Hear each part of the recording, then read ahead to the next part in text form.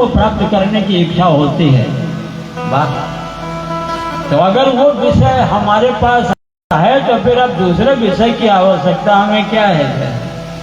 हम उसका चिंतन ना करेंगे, छोड़ दो उसको। क्योंकि अगर विषयों का चिंतन हो रहा है और वो बात नहीं मिल रही है, बार बार उसको प्राप्त करने के लिए कार्य किया जा रहा है, और अगर वो नहीं मिलती है तो क्रोध आता है, और अगर क्रोध आया तो ये स्मरण शक्ति का विनाश हो जाता है। क्रोधा भवत् सम्मोहा, और अगर स्मृति शक्ति यानी ज्ञान शक्ति में पर्दा पड़ गया तो फिर कार्य बिगड़ जाता है, बुद्धि बिगड़ जाती है, और बुद्धि के बिगड़ जाने से बात कार्य गलत हो जाता है। आज इतने बड़े ज्ञानी राजा परीक्षित की बुद्धि बिगड़ गई क्योंकि क्रोध आ गया, और क्रोध आ जाने के कारण वो अपने आप को बचा नहीं सके, वही मारा सर्प पड़ा था। तो आज अपने धनुष के नोक से उस मरे हुए सर्प को उठा करके और राजा परीक्षित उस मुनि के समीक ऋषि के गले में डाल दिए। बोले श्री कृष्ण भगवान की जय। ऐसा करना तो उचित नहीं था, ऐसा करना तो उचित नहीं था, लेकिन जब राजा परीक्षित को क्रोध आ गया तो राजा परीक्षित की ज्ञान शक्ति नष्ट हो गई है। सब तो चाहे कितना बड़ा ज्ञानी क्यों न हो, लेकिन राजा परीक्षित गलत कार्य कर दिए है और वहां से चल दिए। अपने घर में जब पहुंचे, राजपाट पर जब पहुंचे तो वो अपना प्यास भी बुझाए, जल पिए, और जल पी लेने के बाद वो बड़े आनंदित तो हो गए। तब उन्हें स्मरण आया, बोले मैंने बहुत बड़ा भारी गलत कार्य कर दिया कि एक महात्मा के गले में, एक संत के गले में मैंने मरा हुआ सर्प डाल दिया। वाह, वहाँ करना क्या था? वहाँ तो फूलों की माला डालनी थी, और अगर फूलों की माला नहीं डाली गई तो सांप की भी माला डालनी उचित नहीं थी। लेकिन राजा परीक्षित जो इतने बड़े धर्मात्मा थे, क्रोध आने के बाद भी वो अपने आप को नहीं बचा सके, तो घर चले आए। लेकिन अभी समीक ऋषि को कुछ ज्ञान नहीं था, तो भजन कर रहे थे भगवान। कौन आया, मेरे गले में कौन क्या डाल गया, उन्हें ये कुछ मालूम नहीं है। उन्हीं का एक बेटा जिसका नाम था सरंगी जो है, ऐसे सरंगी सरस्वती नदी में कुछ दूर स्नान कर रहे थे, बालकों के साथ खेल रहे थे। तो किसी बालक ने बताया, बोले सरंगी तुम तो यहाँ खेल रहे हो और तुम्हारे पिता के गले में कोई मरा हुआ सर्प डाल करके चला गया, तुम्हें पता नहीं है क्या? बालक सरंगी को थोड़ा चोट आया, बोले अरे ऐसा हो गया, तो भाई हम तो किसी का कुछ लेते नहीं हैं, अरे बन के कंद मूल फल खाते हैं, नदियों का जल पीते हैं, नगर से बाहर रहते हैं, लेकिन बताओ ये कितने दुष्ट लोग हैं कि हमारा अपमान करते हैं। अरे हमको अगर कुछ नहीं देते तो क्या यही करना चाहिए जो वो जिसने किया है। वहीं सरस्वती का जल लेकर के वो मंत्र पढ़ने लग गए, और मंत्र पढ़ करके कि हम मेरे पिता के गले में जिसने मरा हुआ सर्प डाला होगा, ठीक 7 दिन के बाद उसको नाक डसेगा, वो सर्प के द्वारा मर जाएगा। श्रृंगी श्राप दे देते हैं, क्योंकि बेटा भी बड़ा तपस्वी था, इसलिए श्राप दे दिया। इस लंघित मर्यादा, ये श्राप दे रहे हैं, हाथ जल में है। इस लंघित मर्यादा, जिसने मर्यादा का उल्लंघन किया होगा, इस लंघित मर्यादा तक्षका सप्तमे हनि लक्ष्य कुलांगार 24 में तद्रुहम।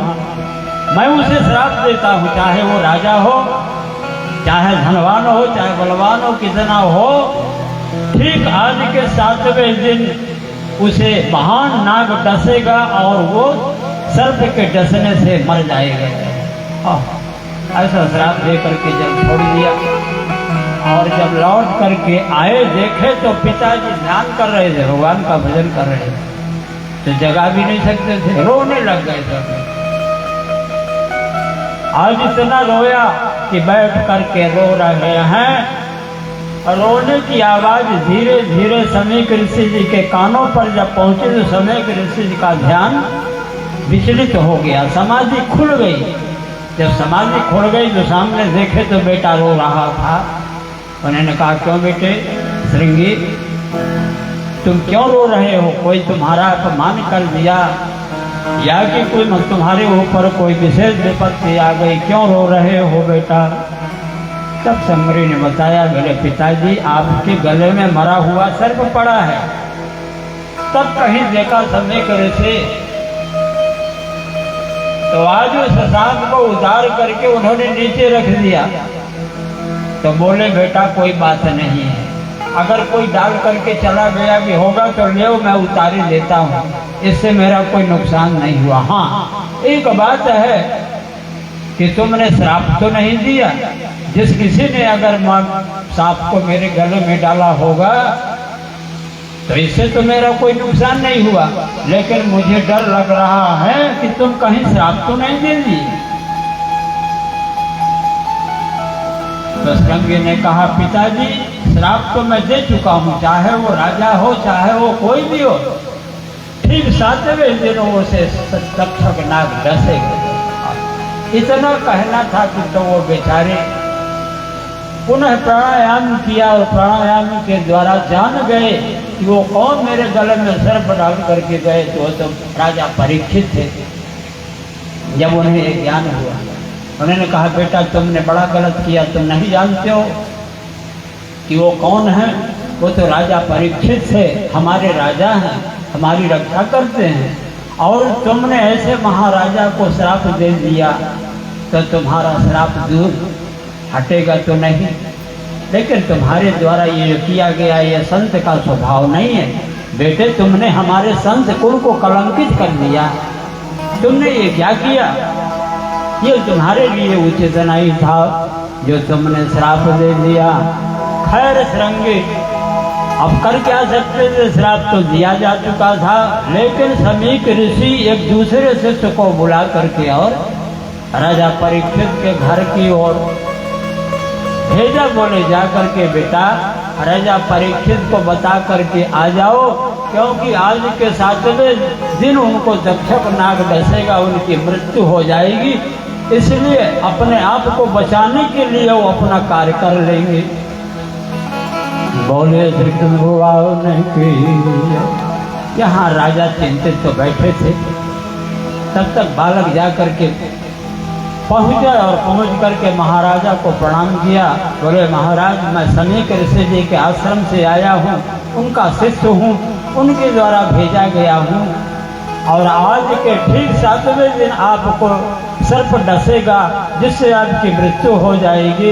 इसलिए आप अपने बचाव के लिए कोई उपाय कर लीजिएगा। गुरु जी के द्वारा ये संदेशा भेजा गया है, मैं संदेशा लेकर के आया हूँ। अरे इतना सुनना था कि तो राजा तालियां बजा बजा करके नाचने लग गए थे, आनंद मग्न हो गए। बोले, मैं यही तो चाहता था कि अगर मैंने एक संत का अपराध किया है तो मेरी मृत्यु हो जानी चाहिए। और हाथ में तालियां बजा रहे हैं, नाच रहे हैं, आनंद मना रहे हैं, खूब आनंद मना रहे हैं। बोलिए श्री कृष्ण भगवान की जय। आज मृत्यु आने वाली है और राजा घबरा न रहे हैं, तालियां बजा बजा करके नाच रहे हैं। बोले, मैं यही तो चाहता था। संतरो ब्राह्मण देवता लौट करके चले गए और आनंद पूर्वक आज नाच रहे हैं। राजा परीक्षित, उनकी देवियां भी देख रही हैं, उनके बच्चे भी देख रहे हैं, आनंद मनाया जा रहा है, लेकिन कोई जान नहीं पा रहा है। आइए, कौन होगा ऐसा जिसकी मृत्यु होने वाली है और वो मृत्यु को वर्ण करने के लिए नाच रहा है, भगवान से प्रार्थना कर रहा है कि बोले, प्रभु आपने बड़ी अच्छी बात की है, मैं यही तो चाहता था। आइए, वो नाच रहे हैं तो भगवान का। मेरे ये जीवन गाड़ी, मेरी ये जीवन गाड़ी श्याम चलाता है, क्यों घबराऊं मैं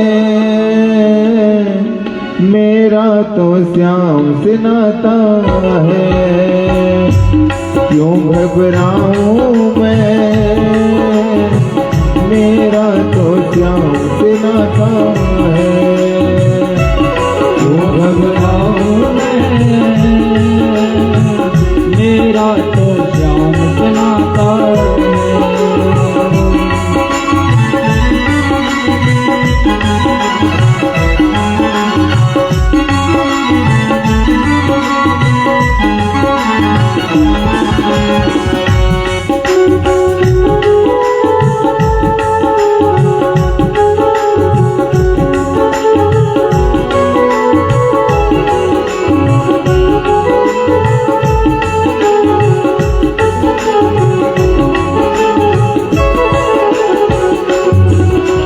जब जब मुझको पड़ती है दरकार, श्याम हमेशा रहता है तैयार। जब जब मुझको पड़ती है दरकार, श्याम हमेशा रहता है तैयार।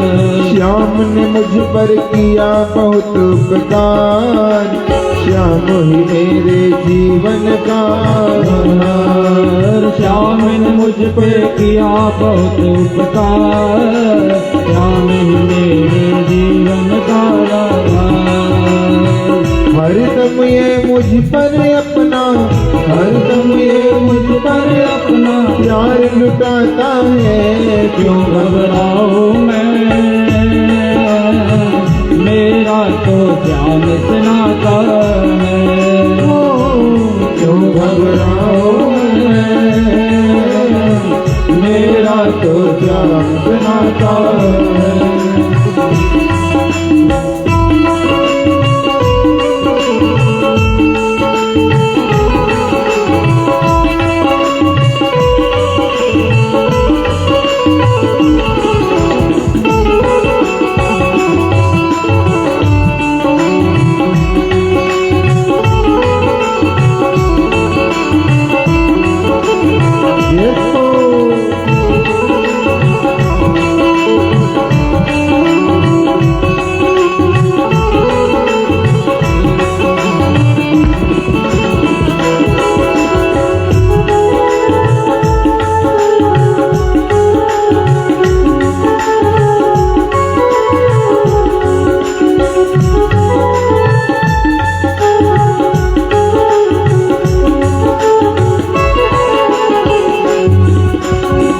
के बादल जब जब मंडराते, श्याम नाम लेते ही कट जाते।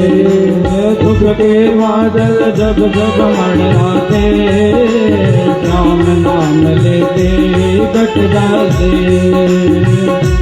हो बाल विवाह का वो ना कर पाते, कभी दोबारा नजर नहीं आते। बाल विवाह का वो न कर पाते, कभी दोबारा नजर नहीं आते। संकट आने से पहले, संकट आने से पहले श्याम आता है, क्यों घबराऊं मैं,